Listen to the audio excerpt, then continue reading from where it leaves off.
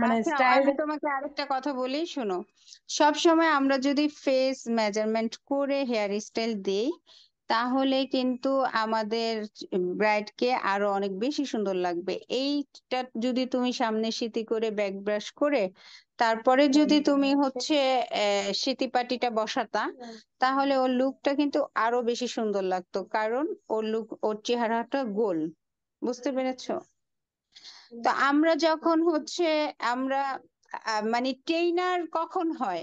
যখন সবকিছু মেজারমেন্ট করতে পারে, কাজের পারফেক্ট আনতে পারে, সে এক, তাদেরই কিন্তু ক্ষমতা হয় শিখানের।